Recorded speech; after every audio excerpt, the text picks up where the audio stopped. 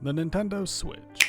I'm sure you've heard of this thing, given that there are over 150 million of them being played across the world, with one of the most incredibly expansive libraries of games ranging across multiple genres. From platformers, adventure games, RPGs, multiplayer, and hentai, whether it be from one of the big boys or one of the many indie studios that found success it might not have on other platforms. It introduced many new gamers who have never even touched a Nintendo console to the library of both new and legacy titles from some of the most influential franchises across the medium of gaming, as well as introducing new gamers, those with little experiences outside of Nintendo, some of the greatest experiences in the medium. From both new and old creative studios, those who were inspired by Nintendo and their work, or those right along with them, saving gaming in the West and breathing new life into it across the world. The Switch has something for everyone. It does indeed have games, and it's soon to be Nintendo's greatest selling console of all time. And soon it might be the best selling if Sony doesn't happen to find another few million PS2s lying around. It's one hell of a comeback story, especially if you had a Wii U during the Dark Ages and didn't just skip out on it like most of the human population. I mean, I'd still take it over the X-Bone. I was picked on about this since middle school, but in the end, I was right. Before the Switch was revealed, back when everyone called it the NX, thoughts around Nintendo and its future were an all-time low. Nintendo doomed since 1889, they said. So many people believed they were gonna go third-party like Sega or Atari. That's how bad the Wii U performed, and while the 3DS was doing well, it wasn't enough to make up for the Wii U's loss. The ventures in the mobile space were doing pretty good, but that didn't really instill much of any confidence in anyone, so it didn't really help lift the mood since they're mobile games, and when people hear those two words, it triggers an undiagnosed mental illness. So when the Switch trailer came out, showing what it can do and what it's all about, a lot of fans were excited and eager to see more, especially with what looked to be the new Zelda game teased throughout most of the Wii U's lifespan. There were a few people who were skeptical of it, somewhat granted after the Wii U. No one wanted to see Nintendo crawl through another failed console, and they seemed to learn from their mistakes. Though there were people who criticized the Switch, mainly for attention.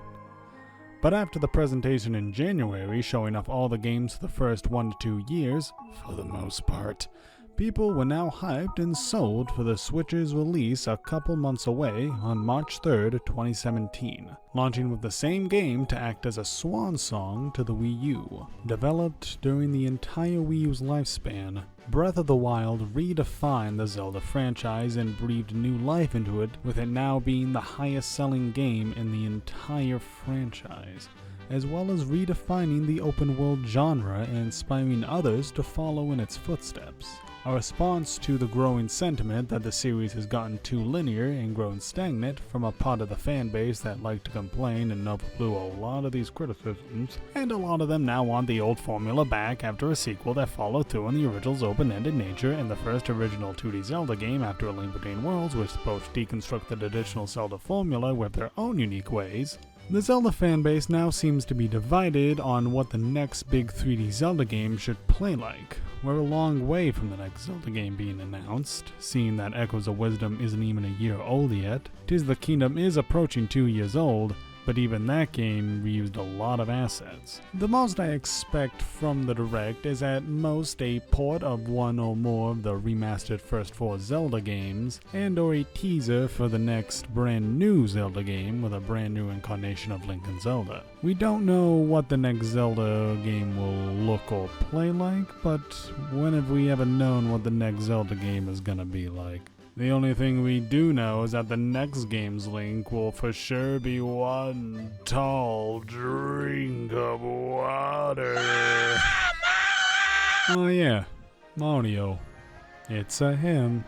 Yeah, he'll absolutely be at the Direct. We've already seen Mario Kart 9 in the reveal trailer, and the only 3 things I want in that game are no Thunderbolts, 2 characters that are already in Mario Kart 8 dicks, being Link and Funky Kong. Top 2 out of my 3 husbandos, and costumes, mainly for there to be sprite characters like what Tor did with Donkey Kong Jr. and Mario World Mario.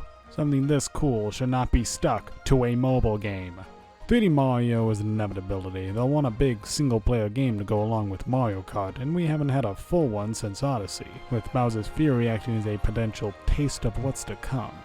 It's hard to be pessimistic with Mario. He's Nintendo's old reliable, if his plumbing's anything to go about. It's a safe bet something with his name to it will be at best a tight quality product, while at worst being a game while solid be undeniably playing it safe, which can describe most of his outings on the Wii U and 3DS. The Mario 3D duology in the NSMB series, while at their core being very solid and well-constructed platformers, they lacked imaginative identities and their personalities had the depth of cardboard cutouts. This safe sterility found its way into a lot of the Mario spin-offs as well. The financial burden of the Wii U caused Nintendo to be less willing to step out of their comfort zone in plain vanilla Dome, with no side series being hit harder by this than the RPG branch of the franchise. Before the Switch one was even announced, the latest releases in the two current Mario RPG series were Paper Mario Color Splash and Mario & Luigi Paper Jam. Both long-running series, both the fifth entries in their series, both playing it very safe with locales, characters, and stories. Things these series excelled at breaking the mold in.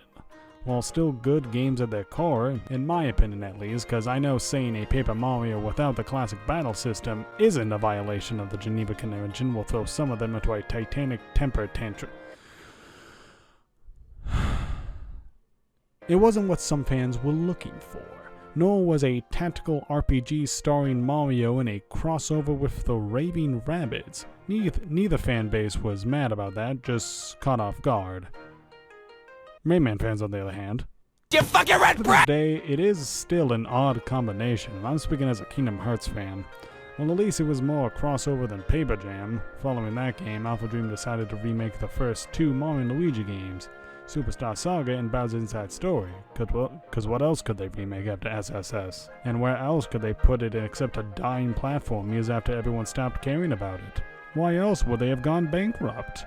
I get why Nintendo wanted to keep supporting the 3DS since it still had a sizable install base in case the Switch failed, but I guess Alpha Dream just played it too safe. Following that news on a random day on Twitter during 2020, a year when nothing happened at all, Paper Mario the Origami King was announced out of nowhere, and while a good portion of the Paper Mario fanbase loved it, thought it was alright, or said it burned their crops, poisoned our water supply, and delivered a plague onto our houses. Yeah, the reactions were a bit divided.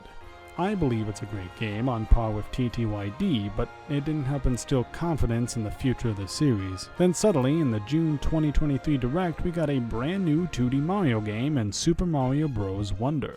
Some DLC for Mario Rabbids 2 Sparks of Hope, which came out too, but I didn't know where else to bring it up, and a full-blown remake of Super Mario RPG Legend of the Seven Stars.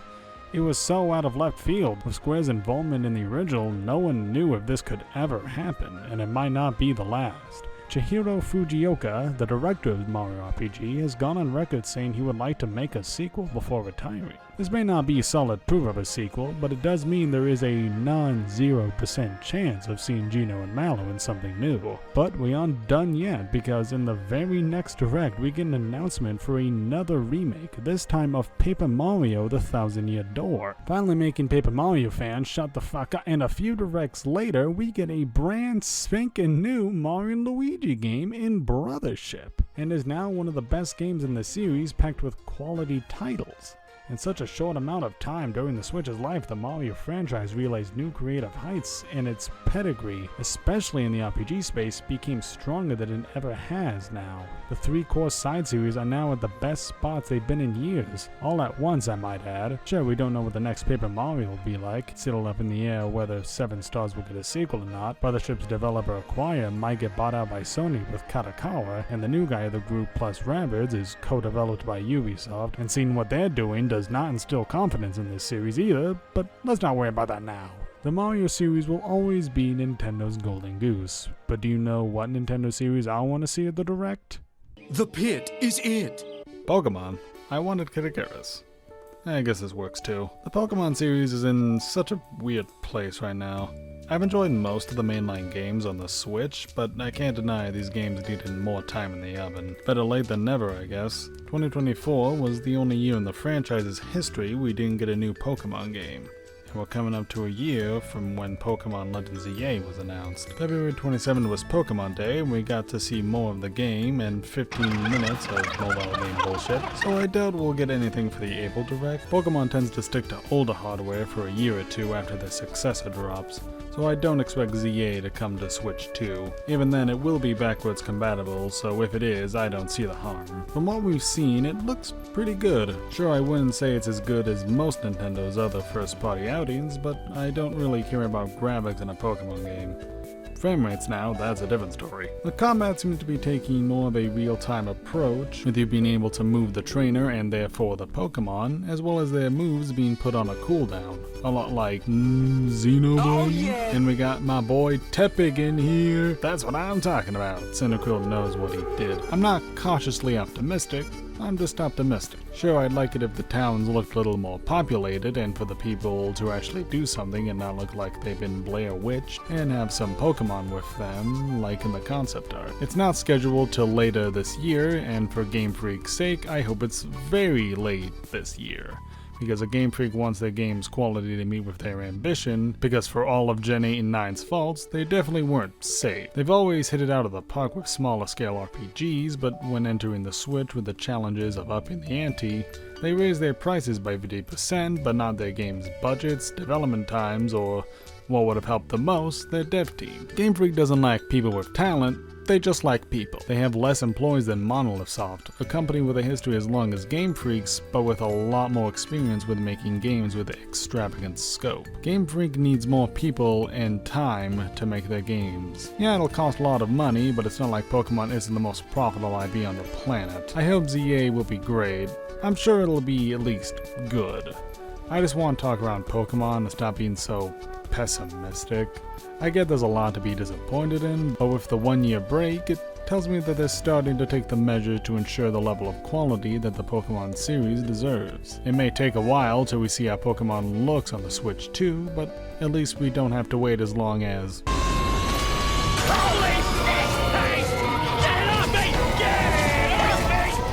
Metroid. Man, what a turnaround. Before the Switch, the last big Metroid game was Other M, the most polarizing game in the franchise, and that was all we had for 6 years, until the next game, which was a multiplayer spin-off in the form of Metroid Prime Federation Force. A game you could argue was even more polarizing than Other M. We were hoping for anything else for the main series in the January presentation, but nada. With the poor reception of Federation Force, it seemed Nintendo would have 2 retired helmeted bounty hunters. Then, suddenly, in the June 13, 2017 Direct, a miracle happened. We got a full remake of Samus Returns for the 3DS, developed by Mercury Steam, and an announcement from Metroid Prime 4. The galaxy is at peace. Samus Returns came out and it was a great success. Even on the 3DS in 2017, it still reached some respectable sales, enough to hopefully get another game.